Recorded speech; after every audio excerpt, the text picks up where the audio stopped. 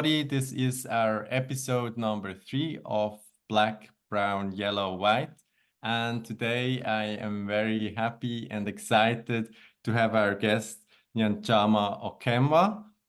She is the chair of NR, and she is currently pursuing a PhD research in philosophy. She blends her academic expertise with a deep commitment to social justice, and she has over 30 years of experience in the fight for human rights and invested a lot of energy into decolonial and intersectional anti-racism activism. She holds a master's degree in education and anthropology, and so she brings a wealth of humanist experience to this field. She, as I mentioned, is the chair of ENAR, the European Network Against Racism, which will be a part of our main focus. Ms. Okemwa also holds executive board positions with several prominent organizations, including the European Network for People of African Descent, NPAD, and the European Network on Religion and Belief, NR. In her private life, she furthermore is creatively active as a founder of Chama Artistic Creations and the curator of cultural exhibitions. I hope that is more or less adequate. And yeah, I would think as a first step, Mr. Okemwa, it would be very interesting and important for our viewers to get to know you a little bit. And I know it's very difficult, but maybe you could just give us like your biography in a nutshell, like just a bit of an overview, the important stations. No, you summed it up really well. I mean, I am all the above, but besides that, my day job, because you see, being a chair, that's a voluntary position. Yeah. So my day job is hand in hand against racism.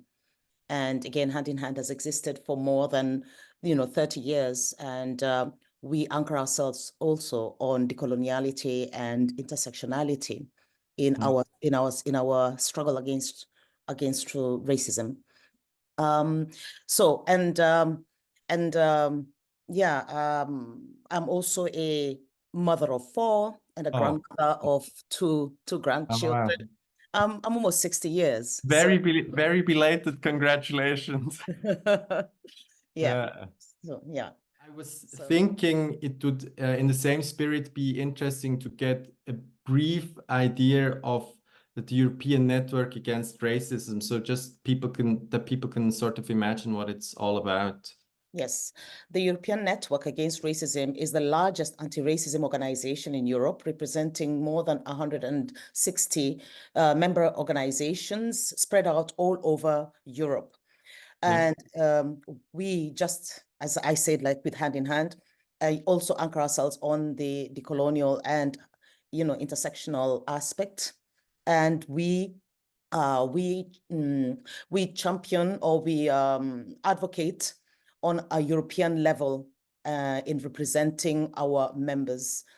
Our focus is on all manifestations of structural exclusion. So certainly we work closely with in creating documentation such as the FRA. We were part of that. We've written very many other documents. At the moment, we have a very well-written 10-point document manifesto towards the European elections, urging the candidate member of parliament to actually pledge for these issues, because they are core issues that will have a profound impact on the direction of anti-racism in the European Parliament. Okay, so you actually immediately interact with members from the European Parliament to motivate them to make policy changes. Absolutely, absolutely. Advocating on that level, lobbying on that level, and also, engaging in various progressive anti-racism initiatives in the European Parliament. For example, the Anti-Racism and Diversity Intergroup works closely with us, and so on and so forth. We were also organizers of the European Anti-Racism and Diversity Week, Yeah. where I'm pleased to say that I gave the opening speech. Excellent. When and where was this, and what was kind of the theme? Well, the Anti-Racism and Diversity Week, I think, I don't know, it's something that has been held for several years. And the theme, of course, is anti-racism, you know, Yeah. bringing all the voices from Europe, especially from the grassroots, to actually speak out and showcase what they are doing Yeah. towards this cause, you know. As for themes, I don't believe that there was a specific theme because it speaks for itself. It's, you know, the Anti-Racism and Diversity Week usually takes place around the period of the International Year for the Elimination of Racial Discrimination, which is the 21st of March, and, you know, for obvious reasons. Yeah. And who is it mainly addressed to this event? The white public, politicians, activists? Who does it kind of have as an audience, or people that should be addressed? Well, you know, the idea is to bring the battle to the lion's den. We've been advocating on a European Parliament level, you know. So when we have been graciously offered the location of European Parliament, our core audience, so the people we want to listen and hear are the parliamentarians, because they have an influence on all the member states, right? Yeah. But then we ensure that there's a safe space, a platform where civil society can actually come and talk and articulate and also state what they personally demand of the European Parliament, and Yeah. even point out some shortcomings, a lot of shortcomings, Yeah. that should actually be addressed. Yeah. Okay.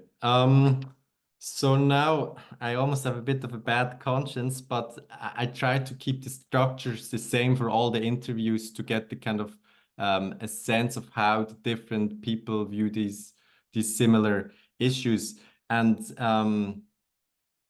I am really interested also in understanding a bit your sources of inspiration. Maybe you could tell us about a person, historical figure, activist, etc., who has inspired you and how they resonate with you and what you're doing. We've not talked about it, but my origins are Kenya. I was born and bred in Kenya. Yeah. And my source of inspiration is Wangari Maathai, who lived 5 doors away from me. Oh, wow. Yeah. And yes, I'm that old. I mean, when I say that, I go like, oh Yeah. my God, I'm an old woman. Yeah, but the And I, proximity also, yeah.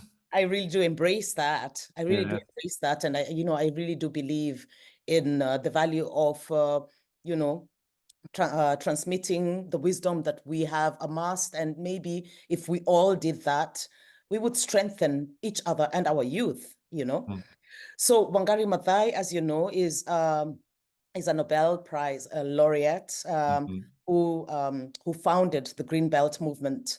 What is interesting about Wangari, besides being a phenomenal woman, is that she, from so many years ago, made the link between the climate crisis, Yeah. and poverty and development and livelihoods of the local people um, who are impacted by the incredible, you know, disruptions to our climate, you know. Yeah.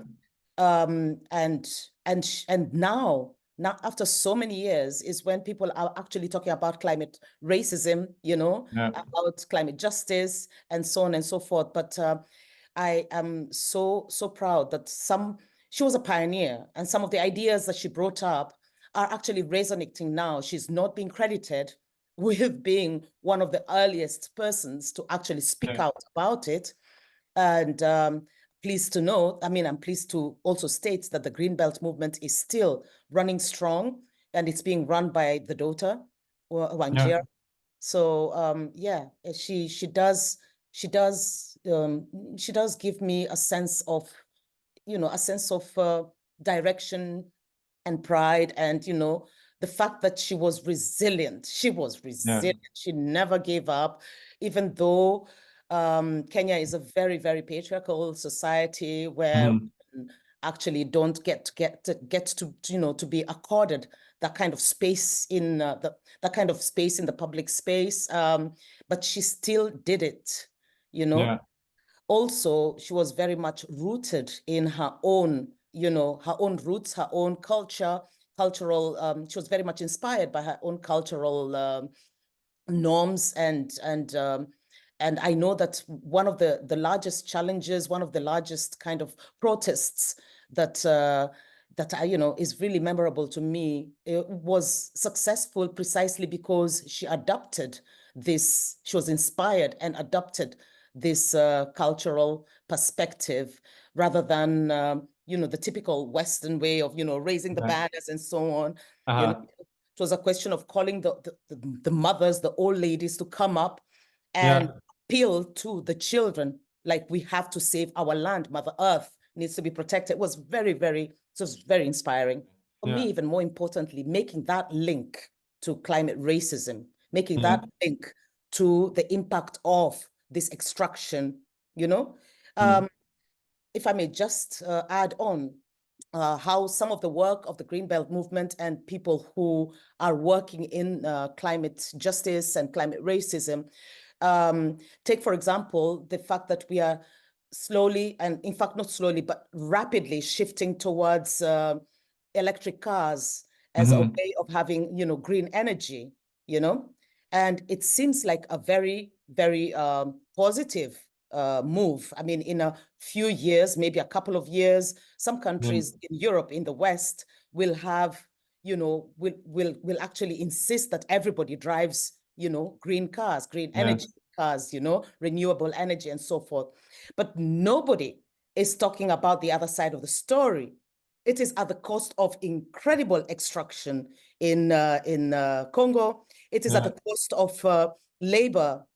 We're having, all these women and children and so on who are being compelled to work at ridiculously low price, low salaries, Mm. to eke out living and, extract. It is at the cost of a lot of the multinationals capitalizing on it. And so the extraction is even worse, Yes. and it's at the cost of, when all this extraction, the damage of this extraction is going to be permanent, and it Yeah. will come and hit the West, in Yeah. the end. It is at the cost of dramatic, climate migrations.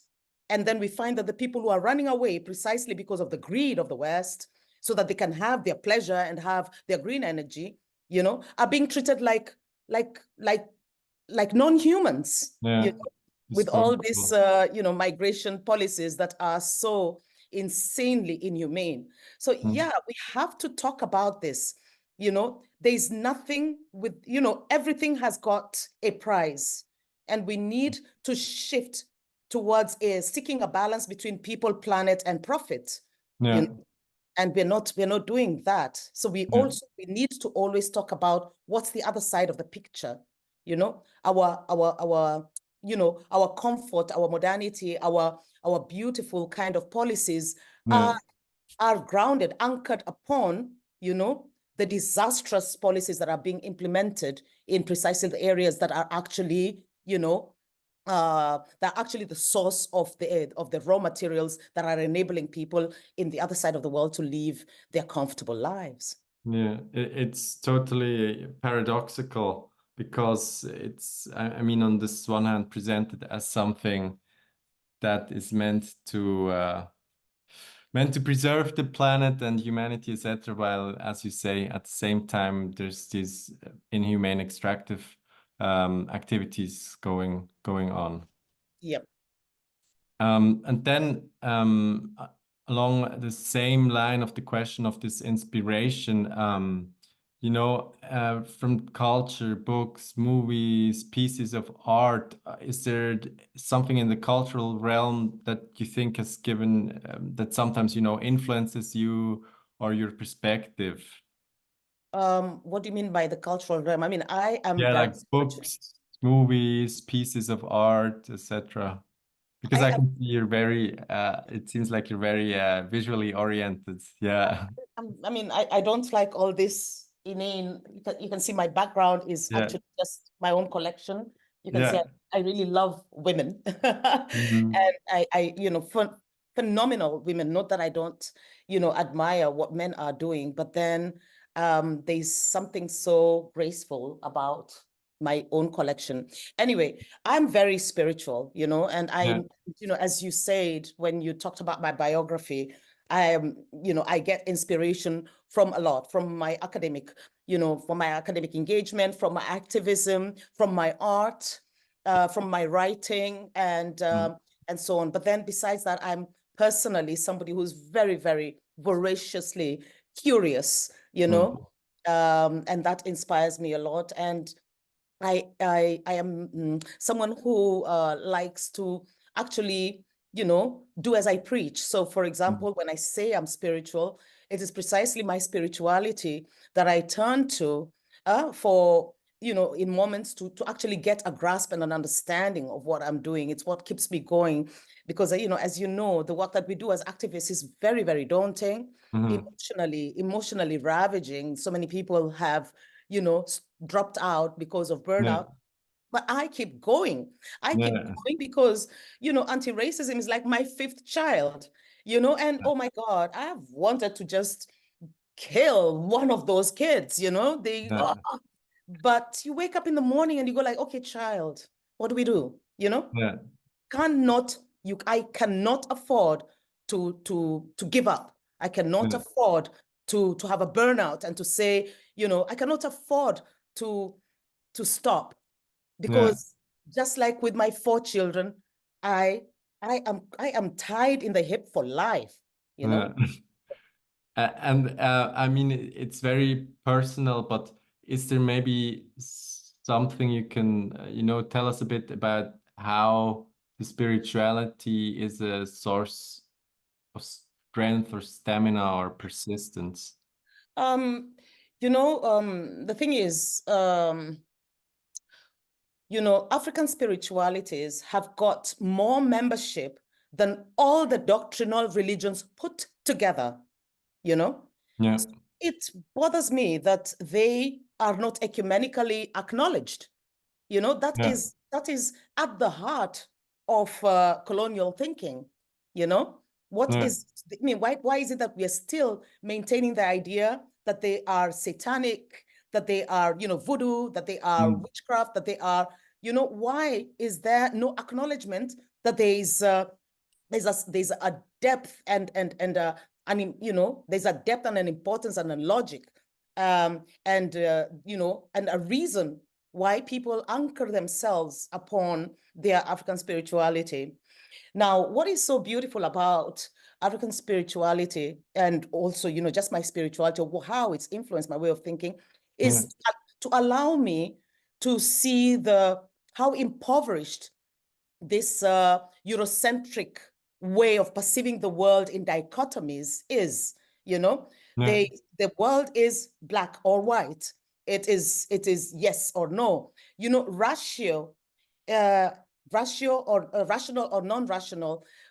And when there is no consensus on whether something is rational or something is non-rational, we call it the gray areas, Yeah. But to be honest, the gray areas is what actually gives meaning to the two continents that we Mm. presume are the only truths. So it allows me to actually embrace that in-between space, that gray area, and find meaning for me, whilst I respect the veracity of the continents, the two ends of the continents, I Yeah. still get a lot of inspiration from the in-between. But this is not just African spirituality. We have, Mhm. Western philosophers who have also dabbled in this in-between space. Yeah. Authors like Victor Turner or Merleau-Ponty have Yeah. in this, or we talk about certain spiritualities that perhaps had less engagement with colonialism, that and that allowed them to thrive, like the Sufism. And in Sufism, it's very, very, very, very articulately explained the value of that in-betweenness that we kind of negate. This in-betweenness kind of, it allows me to understand the, what do you call it? The animatedness of even the inanimate. For example, when you're in your house, your inanimate space, the house, constructed as it is also contributory to your identity and identity formation. Think about it. What you would do in the toilet, you will not do in the church, and vice versa. So there is a sense, or a house that's not lived in will tend to deteriorate much faster than the house that's lived in, So it gives you a completely different respect also to nature and the value of nature, looking at Mother Nature as the belly that is holding us, because we wouldn't be here without Mother Nature.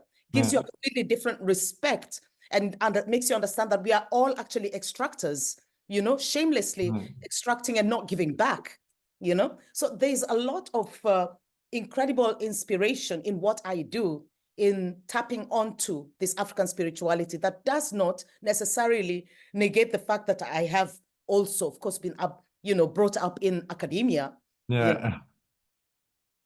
Okay, thank you very much for this elucidation. Now I would move on to the next part, and this is, I would say, maybe a bit more heavier issues, and they also get a bit toward, or they get to the core of this interview series. As a Black professional woman, having worked in many different corners of our globe, Kenya, Belgium.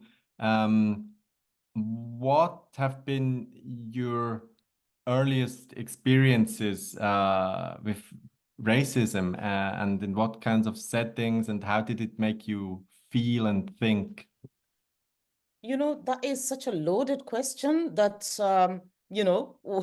it's difficult to explain. It's not difficult to explain at all. I mean, like I said, my engagement in activism started in Kenya.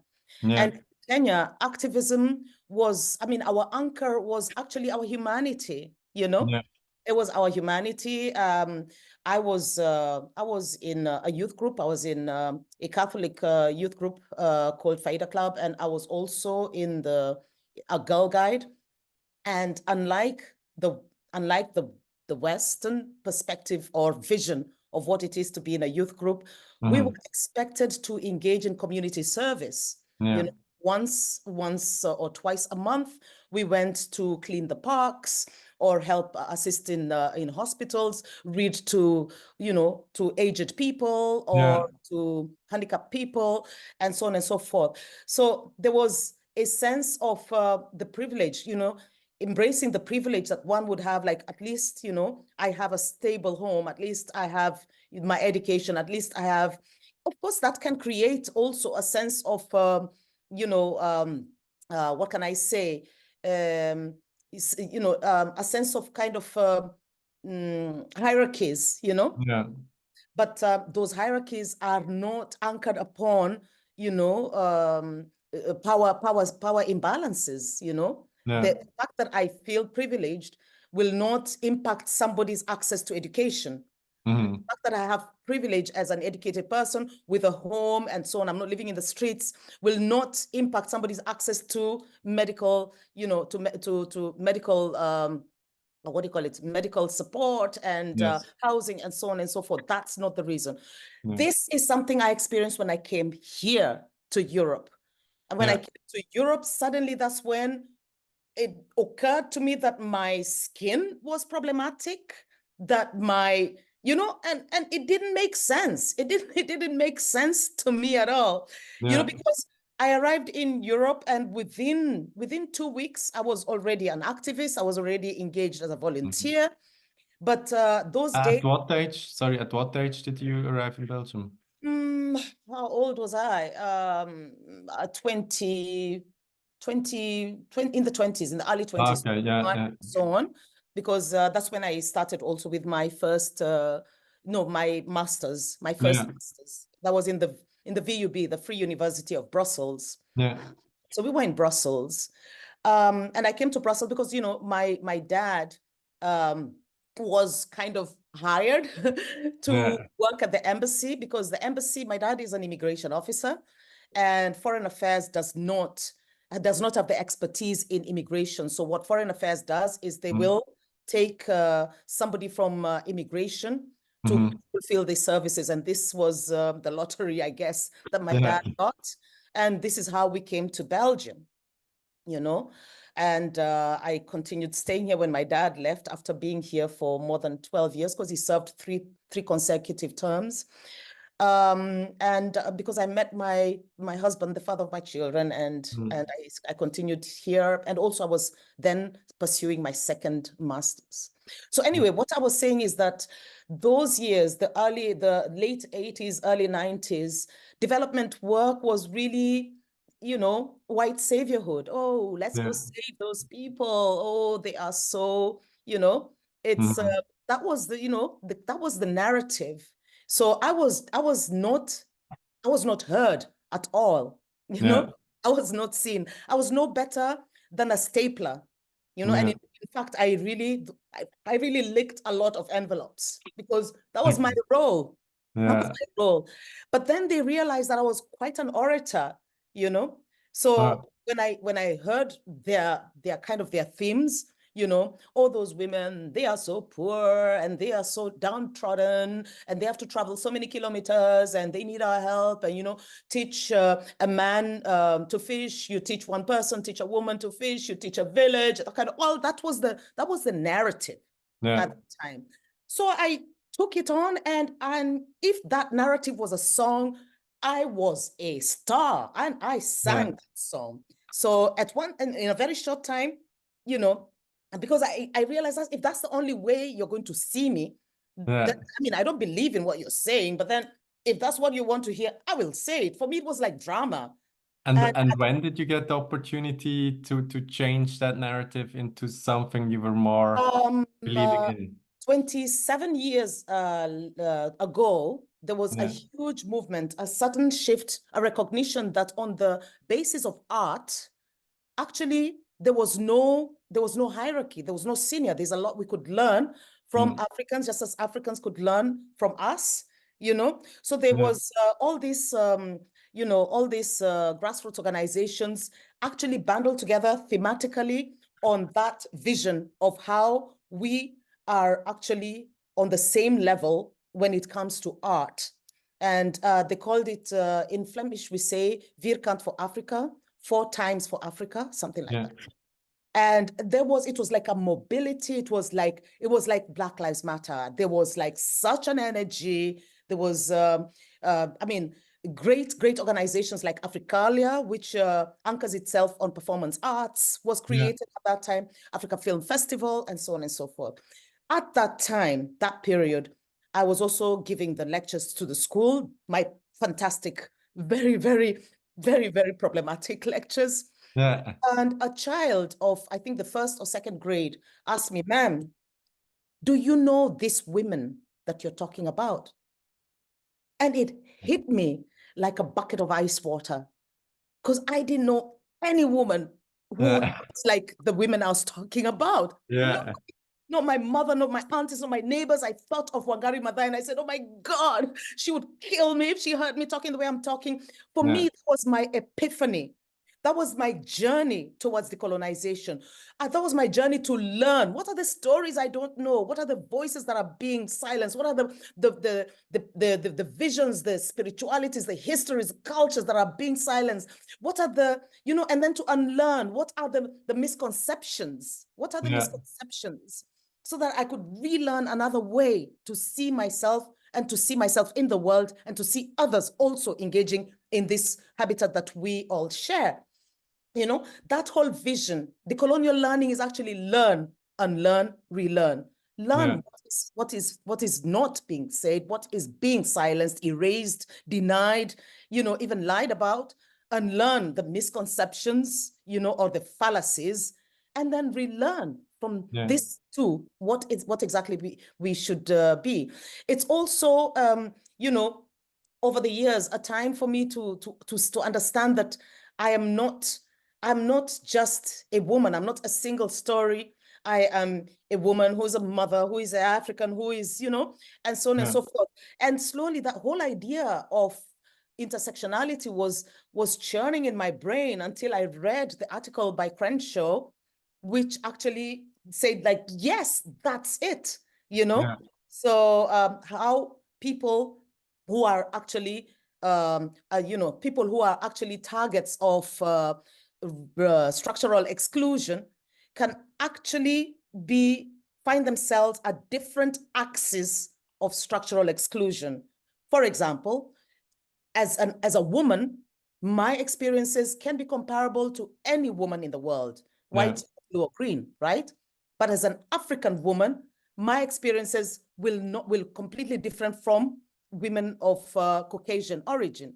But imagine if I was also wearing a hijab, you know, if I was also, then my experiences would even have another aspect that places me on another axis of structural exclusion.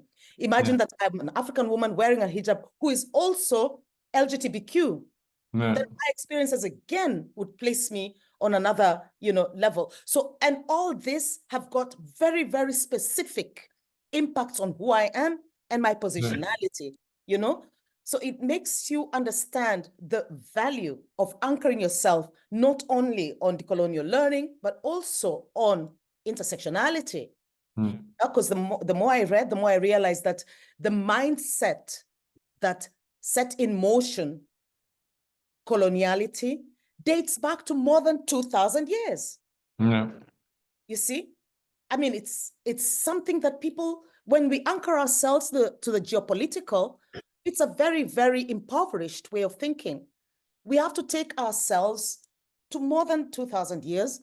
We have to take ourselves to a time when Europe, and I'm talking about Europe, probably the development was different in other parts of the world, but since Europe has infested the whole world with Eurocentrism, then we need to start from there. At that time, Europe was basically theocratic, you know? It's only Theo that had the autonomy on Russia, yeah? Yeah. But he had ambassadors, the church and the royal house, yeah? And the rest were plebeians. The rest had to offer tithe to the church and tithe to the royal house because they were the bourgeoisie, you know? And of course, there was a lot of, we are humans, there was a lot of speculation and, you know, philosophizing about this. And we see philosophers, so as, you know, Descartes, who said, I think, therefore I am, who stated, but no, man, the Western man, has also got ratio. You get? The Western man has ratio. And this actually was the beginning of the first like colonial, you know, exclusion. Why? Two things: your religion, and it has to be the Christian religion, and your rationality places you on a superior level. It was the beginning of patriarchy. It was the beginning or the sedimentation of patriarchy, the sedimentation of feminism. Women were considered non-rational because ratio is on the man. When this kind of thinking is coupled with the idea, the philosophizing of, you know, homo economicus paterfamilias, because this rational man wants to also be a bourgeoisie, right? So this rational man is the only one who can enter into the public space, into politics, be a statesman, be an entrepreneur, not the Western women. You can imagine at that time, feminism grew out of that because women could not vote, they could not participate in public space. If they showed any signs of intelligence, they were considered to be witches and they were burnt. If the, you know, suffragettes fought for many years, many of them died trying to fight for women's right to vote. You know, if you look at feminism right now, everything they say is anchored upon that time. Oh, equality, empowerment, and so on. It's the whole struggle of we need to be equal. We need to be empowered. We need to also engage just like a man in public space. That constant Western women constantly, you know, comparing themselves to the man is anchored in that. Let's not forget that coloniality, even though they don't call it that, was exercised in Europe. within amongst themselves before it Yeah. was actually, specialized and brought to its largest essence, their greatest achievement in Africa. But for years, look at what has happened with the conquistors, Inquisition, the inquisitors, with what happened in what is still up to now happening in Ireland.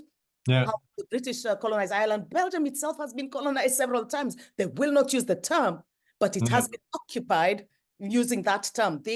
They have to like kind of dehumanize in order to, illegitimately appropriate, the power, appropriate the and implant their own culture, implant their own laws, implant their own ways of doing things and so on. That is the mentality, the mindset. So when we think like that, then we know that actually it's not everybody, it's not every white person who came to Africa to colonize it, but actually a cluster of four, and that was the royal house, the church, the state, and of course the entrepreneurs, and they came to steal.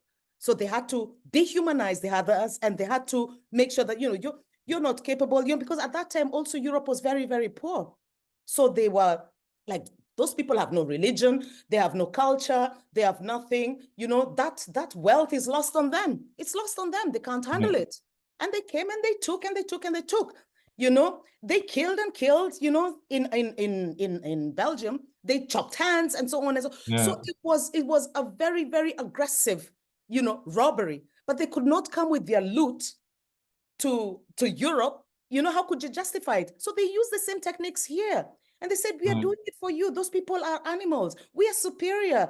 You really need to go and save them. You really need to go and help them, and so on and so forth. They erected monuments so that they could remind the plebeians, like, listen, look at who did this for you. This road, this church, this what came because we fought for you. We went all the way to that savage land for you. But you know what? Go help them. Go help them. So we get a whole new influx of people going there as anthropologists, as development cooperation workers, and so on, with that idea. Not even that. These four are still the same one who have manipulated the law, manipulated the financial district, was manipulated. So all these falsehoods are really embedded in the structures. That's why we talk today of systemic, structural, and institutional racism. The law is skewed, is anchored upon that idea of superiority of a certain Russian, a rationale of a particular cluster that is superior compared to the other, of dehumanizing the other, and the whole idea. I mean, we find it even in AI. In AI, algorithmically, it's already anchored on that bias, on that negative image. So having gone through that ranting, then you know that, all this ties to who I am now, and all this brings me to where I am, why I was lauding what you're doing, is because I realized that even the descendants of the colonized people were impacted by colonization and are still being manipulated, because those four are still the ones who are in charge of the laws, in charge of they still are being manipulated, So we need to be very clear about, about the positionality. We are all struck by the same knife, and it's true, the colonized got a lot of damage from that knife, a lot of damage, and are still being damaged, but then the descendants of the colonizer are also scratched by that knife, in the fact that, in the fact that they are also part and parcel of that skewed, structure, that skewed law, that skewed kind of mentality passed down from generation to generation to generation. They also need to actually learn, what stories are we not being told? Are we getting any, colonial money in our pocket? Because those four are still getting money in the pocket, Are we, did we really get any personal benefit from this colonization? No. So they need to unlearn. They need to really learn, what is the story here? Were they really poor, or were they really robbed? That kind of thing. What they need to unlearn, what is the misconception? Are they really lacking religion, lacking any structure, lacking any what do you call it, any intelligence and so on, are they as inferior as we've been led to believe, so that they can relearn another way to go about it, to engage with the world and so on and so forth. So the whole idea is very much anchored on that journey and bringing us all into a level where we shift the paradigm from white saviorhood. Yeah. We've had the period of Black Lives Matter. There was a lot of allyship, which seems like really good. But an ally, will support you, but then go back to bed and sleep like a baby because it's not their problem. We have to shift the paradigm to comradeship, to peership. If this problem impacts upon you, whether you are a target of racism or a witness to it or a stakeholder in it, own the problem, stand side by side with me, and let's struggle together. We need to shift the paradigm from allyship to peership. Let's be peers. Let us, The closer identification. No, it's not even identification, it's just own the problem. Do we agree that actually the law is obsolete? The law was created, I don't know how many years ago, and it's not been ratified. The law was created when Europe was largely homogeneously Caucasian. But now we are not only diverse, we are super diverse. But this has not been amended to actually fit the shift in citizenship of Europe. So how can we take those obsolete laws and apply them blindly to all these other people when we know that their existential realities and their lived experiences are different? Okay, so I was thinking a part and parcel of this unlearning and learning and this skewed system is also I think language and the meanings we share. And I would be interested to know from you, what is your understanding of this basic term racism and then also structural racism? Yeah, I mean, if I take you back just a little bit, but one of the most resilient colonial monuments is language, and we don't even see it as a monument, but it is monumentally devastating because it is so silent and so ignored. When you look at the terms that are becoming popular over the years, like inclusion, if you're talking inclusion, actually, what are they saying? Are they saying include yourself to me? Because inclusion automatically means exclusion. And who's being excluded and how are they being addressed? I mean, even when you talk about human rights, which is considered universal, how can it be universal when it was created when a large number of people were not considered human?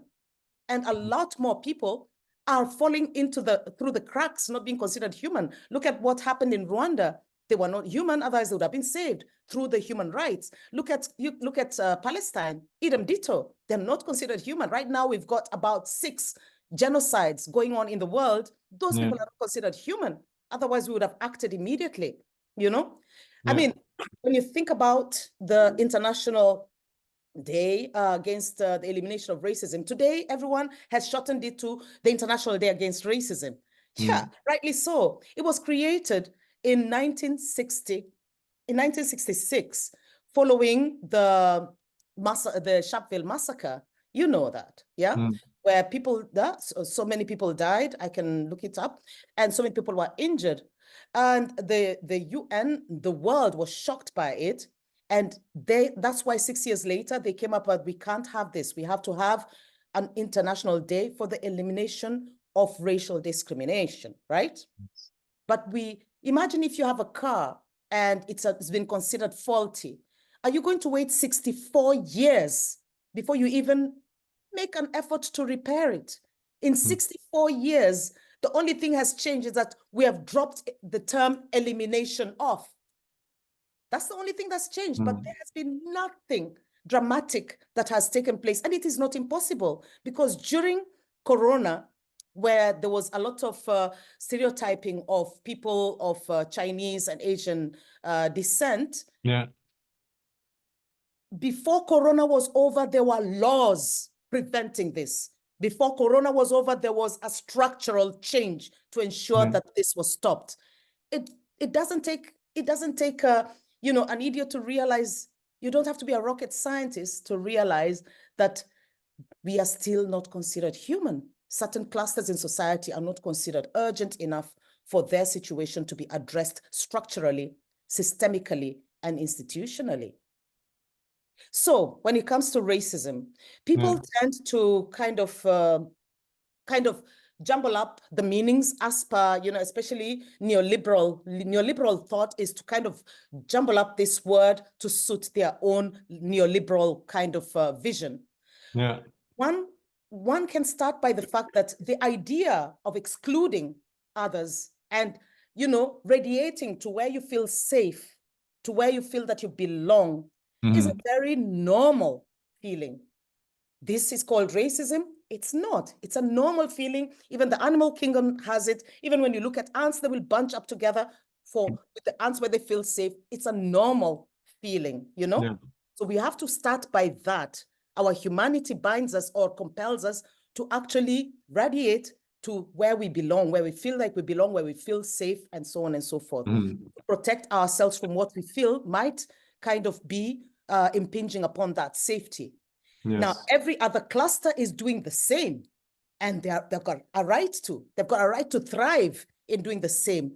The problem comes when one cluster decides to consider itself superior and the other to consider the other inferior, and furthermore, to actually ensure that the other cannot thrive, cannot survive, cannot have that safety ever, you know? They will do it through the laws, they will do it through the policies, they will do it through everywhere. They'll keep changing the laws and so on and so, because they have got their superiority, they've got the power, that is racism. That is racism. That feeling, people will think it's because of the other who is so different from us. That feeling is very much recognized even in our children. If you think about it, everybody knows what bullying is. Yeah. Everybody has experienced bullying. It's not a good feeling. You can be bullied because you got a big nose, you got a big pimple, you're fat, you're thin, you're lazy, you know, there are many reasons that children can choose to exclude you from their group, you know, and it doesn't feel good. It was very frustrating, you know, for teachers and so on and so forth to actually address it, because these are children, you know, what can we do? But today, almost all schools have got zero tolerance for bullying. There are structures, there is a law, there is a code, there is a punishment structure, there is a healing structure, there is a, you know, it is possible. But then being bullied, your crooked nose or your red hair or your freckles and so on will not stop you from having a job, will not stop you from having access to health, access to housing, and so on. It's not linked to a structural problem. You get what I mean? Yeah. Okay, let's go to discrimination. Discrimination is again very much mixed up with bullying and so on and so forth, where then everybody can use classism, because classism is discrimination. You know, you've got more money than me, so I feel excluded from that. Let's take an example, like somebody we have an organization called Gaia, the animal rights activist. Maybe we were best friends in school, but then my friend has become Gaia and he's defending animal rights. But I love my meat. And so my friend said, no, you're not included in this club. You're not part of this club. We don't want you here. It hurts me. I don't like it. It doesn't feel good. I feel discriminated, you know? I feel discriminated, yeah? But the fact that I am a member or not a member of this cluster does not have an impact on my access to education. I cannot go to school and say, oh, I'm a member of Gaia, I'm not a member of Gaia, please. No, it does not have access on my getting a job. It doesn't have a problem on my housing, and so it's not linked to a structural problem, you know? So then we go to racism, and it is precisely anchored upon that. It's precisely what is going to structurally, you know, you're not included. You're not part of the so-called superior class. You're Yeah. not, you don't have the right skin, you don't have the right education, you don't have the right background, you don't have the right sexuality, you don't have the right, so you're completely excluded, but you're excluded structurally. Your name, your voice, your everything, the fact that is going to impact upon whether you have access to education. It's going to impact about whether you have good health education. It's going to impact on whether you will be accepted for a house, because I know I've called for housing and I'm told, oh, are you the one who called? We don't give it to you people. You people are like animals, straight up in my face. Yeah. Oh God. I mean, I've got 2 masters, but I'm still working on a bachelor level, Yeah. So I'm doing my PhD, but no, I'm still, it's Yeah. not acknowledged. So we have to link it to the structural aspect. There are those who even go further to xenophobia, but xenophobia, you can look at it as 2 people with actually competing power elements. All those things, linking it up to the structural is what makes you realize what makes it racist. What makes it racist is the fact that it's embedded in the structures and perpetuated, sustained, and by the structures. So it's horrendous, of course, it's horrible, but then it's not the same thing as somebody who is actually structurally blocked from thriving in every way. Yeah. And this is kind of a difficult question now, because you have now very vividly portrayed how racism works across all the different parts where one is blocked and discriminated. And with ENAR, you also work with the politicians of the European Union. What I am thinking as a person who's not particularly knowledgeable about these subjects is, what do you consider to be the main hurdles and main blockages that such changes, say at the European level, at the national levels, take place, that this structural racism can be more effectively combated, overcome? Yeah. You have to understand that if you have been having, the autonomy on your privilege, however illegitimately acquired it is, you don't want to give it up. You've had autonomy on power. You've had autonomy on rulemaking, policy formulation, decision making. You're not going to just give it up. So partially, the political inertia is on the fact that once we do give in to the irregularities, it's going to cause certain losses, loss of face, loss of status, loss of position, loss of structure, and so on and so forth. So people choose to just be to suffer amnesia. They forget that Europe is founded upon coloniality. Europe is the one having the rules. It's like playing a game, but one person is constantly changing the rules when they see that they've put all these hurdles and you still manage to overcome these hurdles. And just when you think you're going to reach the finishing line, they change the rules. They shift the finishing line. They shift the what do you call it? So it's that constant being on that position of being able to manipulate the rules to suit your own position, to keep protecting yourself, to keep protecting, defending this illegitimate position that you're holding, is precisely where Europe and people in power are in. And our job is to actually call them out on this. But then they're also the ones who have got the money. Of course, if you're changing the rules, you're also the one who's got the deep pockets to decide who gets the money and who doesn't get the money. Right now in INA, we are struggling with what we call shrinking space for people for human rights defenders. We are being systematically deregularized, defunded, criminalized, put out. Our themes are being, shifted off the table. We are being manipulated on what we can talk about, what we cannot talk about. I mean, even when it's really ridiculous, like this whole conception of wokeism. I mean, if I've woken up and I've seen what I've seen, what am I going to do? Go back to sleep?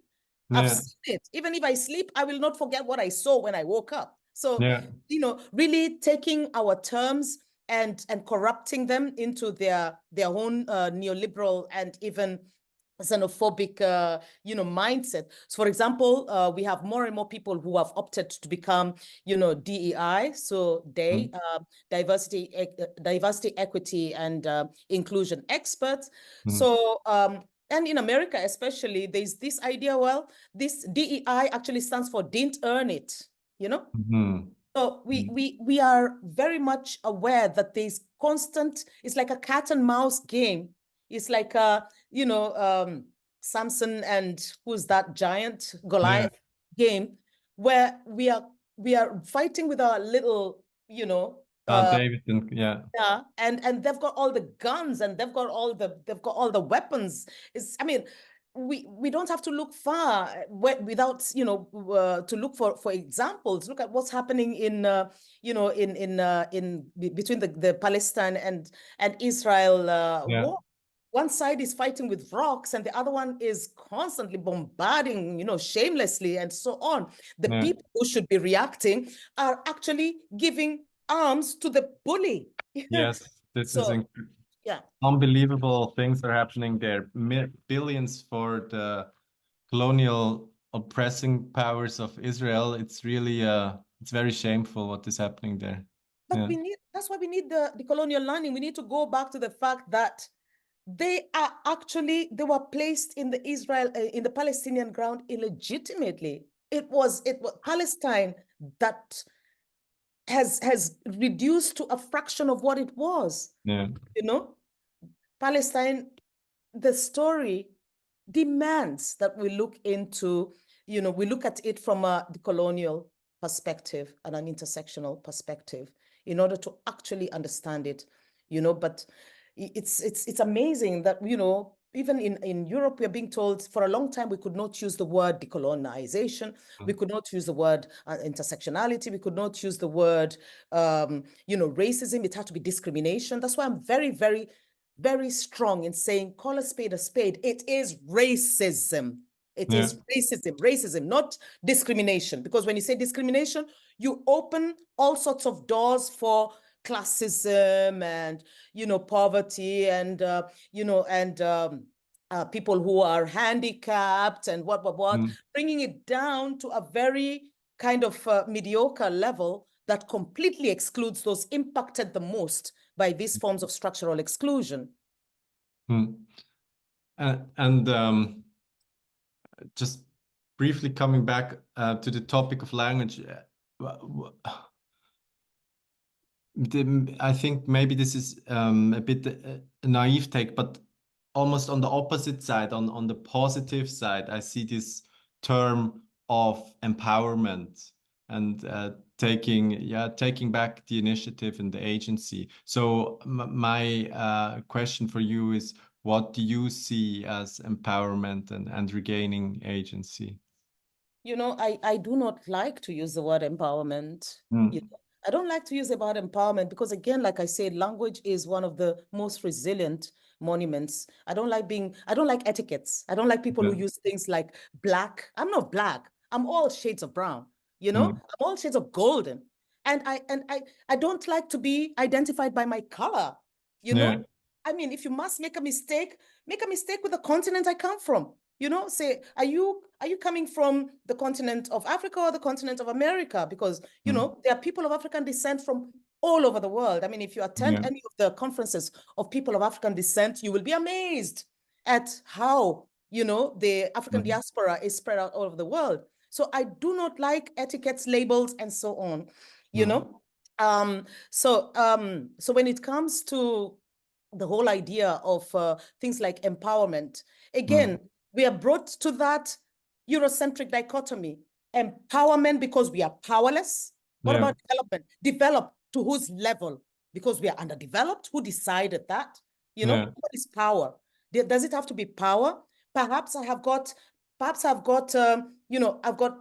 influence. Perhaps I've got another term that I prefer to use than the whole idea of power. Especially when we are talking about, indigenous knowledge resources, it's not a question of power. If I went to my grandmother and I asked my grandmother, you need to be empowered, she would laugh at me. I don't want power. I don't want power. I have got so much influence here. I've got so much, I can shift so much, and it's got nothing to do with power. It's a very masculine terminology. And if we are asking, I mean, I really believe in Afrofeminism or African womanism. Yeah. And there are so many forms of what it is to actually, defend and fight and, for our position, our positionality within society. It does not necessarily coincide with the Western vision, which is really, really impoverished.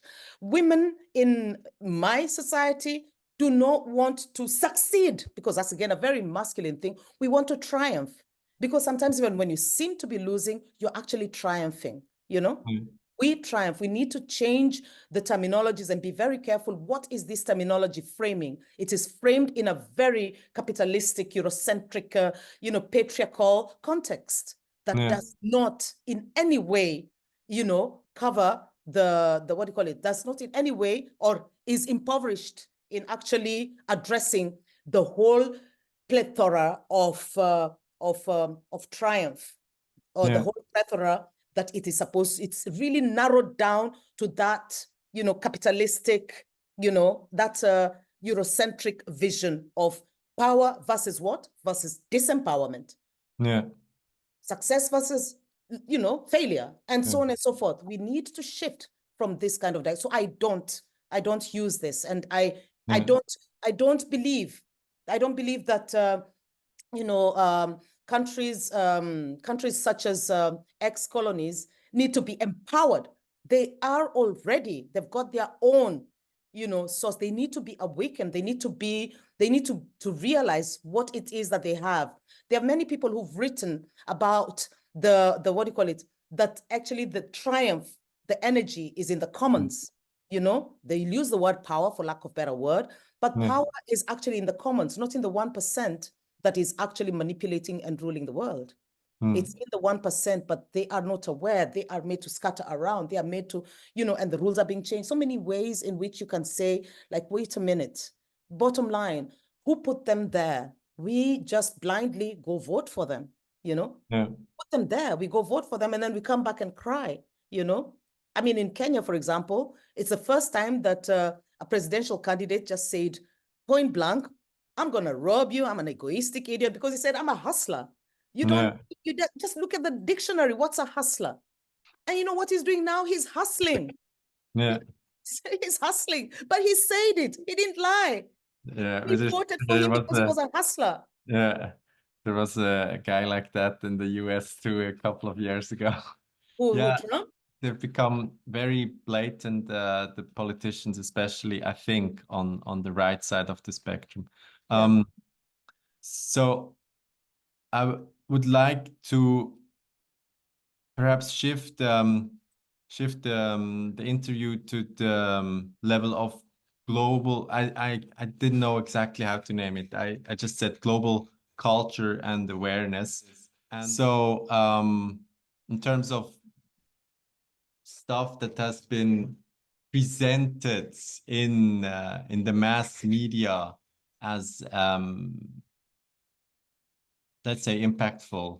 There was this movie Black Panther, and it was hailed, rightly or not, I think I disagree in this part, as a representation of African culture and identity. And my question for you is, how do you see this role of pop culture in fighting against stereotype and getting to better understanding of diversity? I don't see how they can do it, It's like, I mean, we are so grateful when, oh, wow, we are being featured in Hollywood, and we are being featured in the media, and so on and so forth.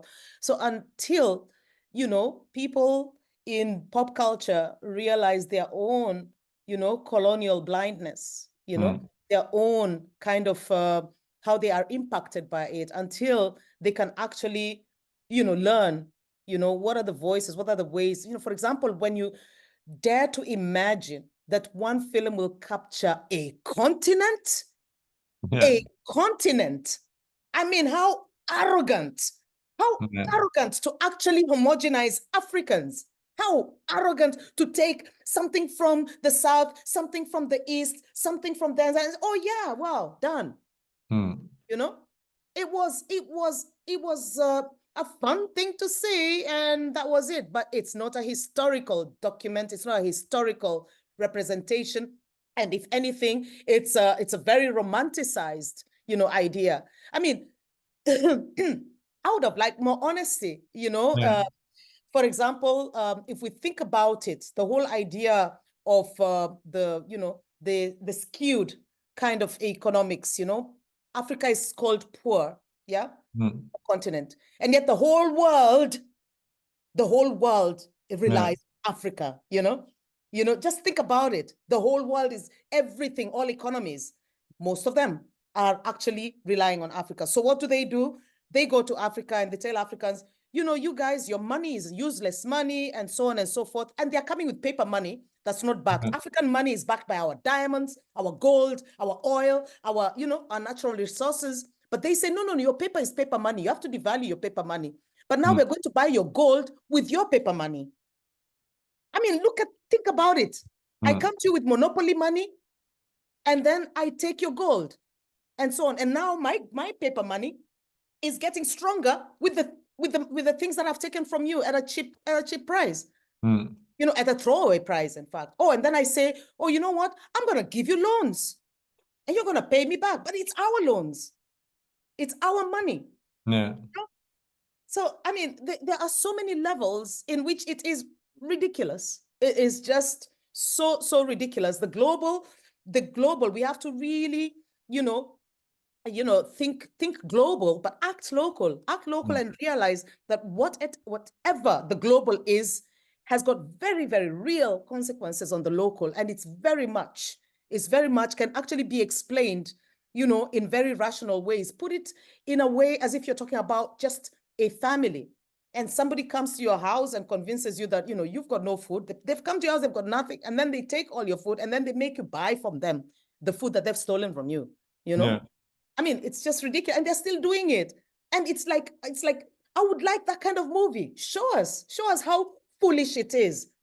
Laugh at yourself for once instead of constantly laughing at us and laughing at actually the joke that you've created on our shoulders. Doesn't make sense. It doesn't make sense. Africa is a continent. I cannot even homogenize Kenya, because we have got more than 52 different, cultural, clusters. I cannot homogenize Gusii, which is where I come from, because we are still split up in very much, we are very heterogeneous in Kisii. And so you dare to homogenize a continent? Doesn't make sense.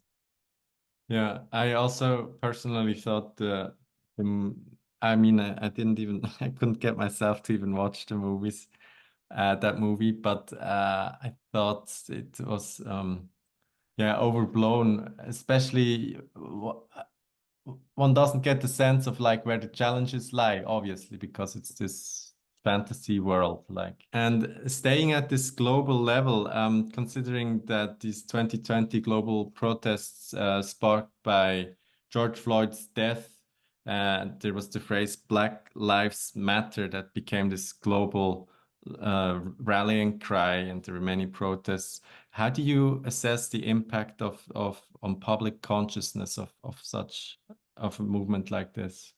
The thing is, there have been many, many, many George Floyds, and there still are many, many, many George Floyds. The only difference is that it was recorded. That's the only difference. But people cannot say, oh, Black Lives Matter. It was recorded, and because of internet and social media, it was played over and over and over again, which for me in itself is offensive, It's really offensive to everyday watch. If it was a white person, they would not have let it play out like that. But there was complete lack of respect. Think about the families that lost their person, that they were confronted day in, day out with that. People needed to have shifted to the themes. We cannot have laws that allow our law keepers to murder people.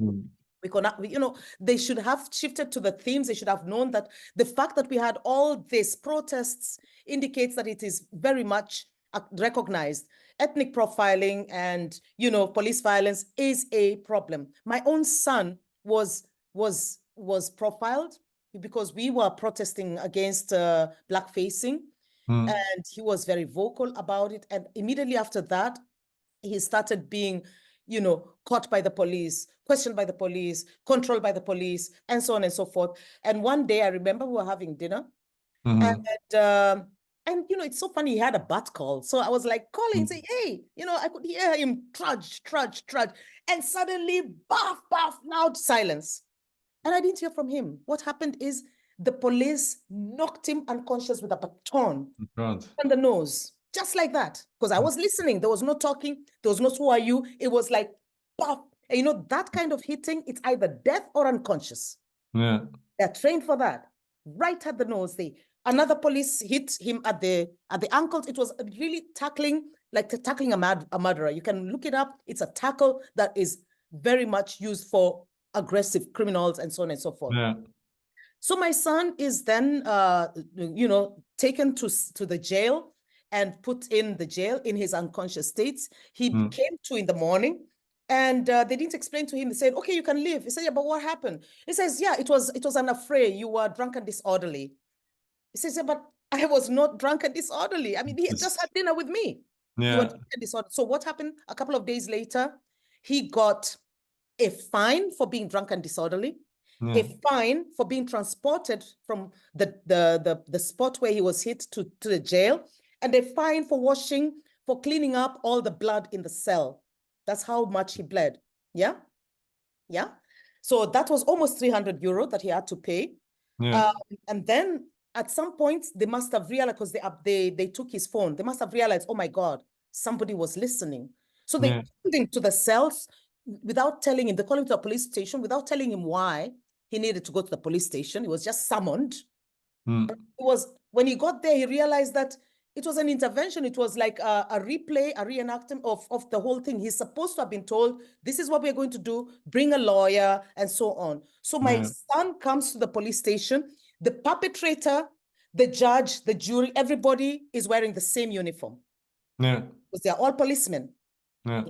So the perpetrators then said, yeah, we were just doing our rounds, and then we came across this person of African origin lying unconscious with his wallet and his telephone at his right side. Okay, pause this question, pause this scene, pause this film.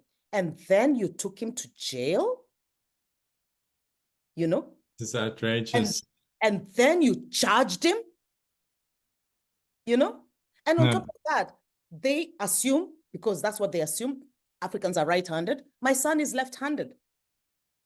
That's another mistake. And another mistake is my son was, the injuries he had are not consistent with the kind of fall he had. This kind of nose damage, that kind of hit behind the hip, it wasn't consistent. But now, wait a minute. You're walking and then you say, oh, I'm going to go unconscious. Let me take out my wallet. Let me take out my phone and go unconscious. Really? So anyway, so we've reached that point. I approached lawyers. Nobody will touch it. I cannot go to the police. This happened 2 years ago. And up to today, I don't have any solution. My son is almost clinically depressed now. He's lost his job. I'm so he can sorry. hardly come outside.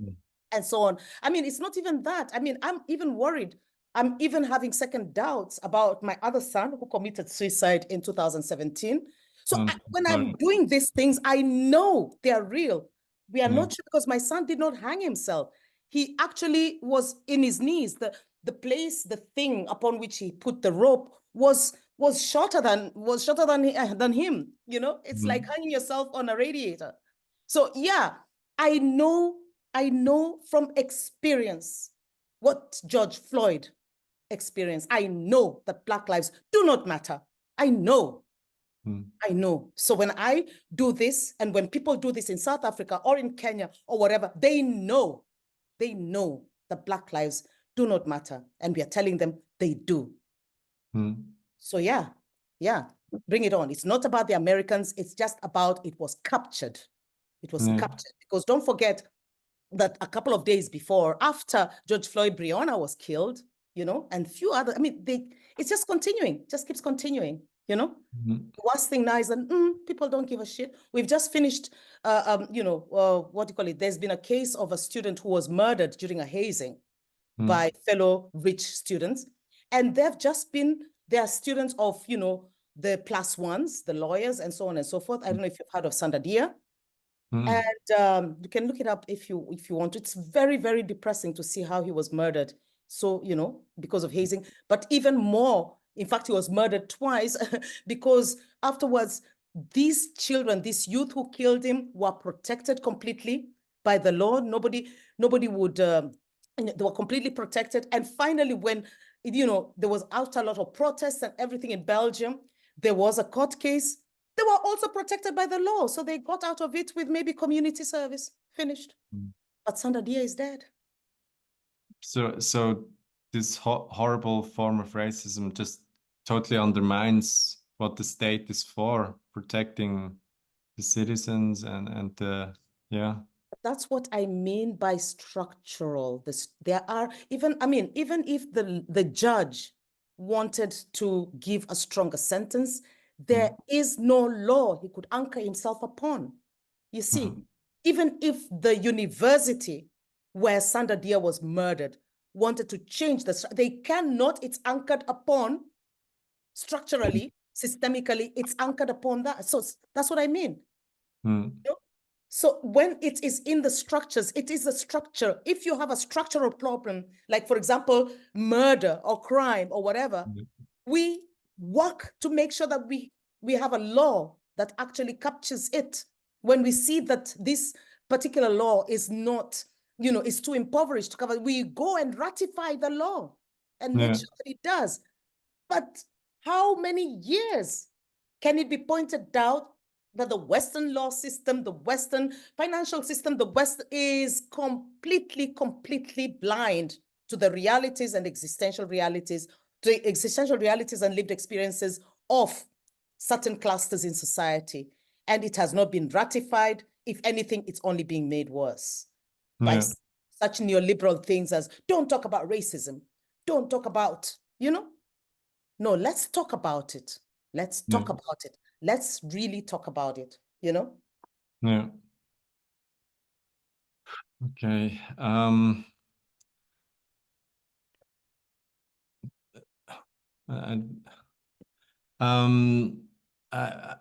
very sorry for your loss. This is very hard to hear. I realize this is you have so much knowledge and experience on this whole topic, and I have quite a bit of quite some questions which I would still like to cover with you. And now I was thinking we've been going for 90 minutes. If it would be possible to do it in 2 parts, because I think, at least in my opinion, like this is very very important material, and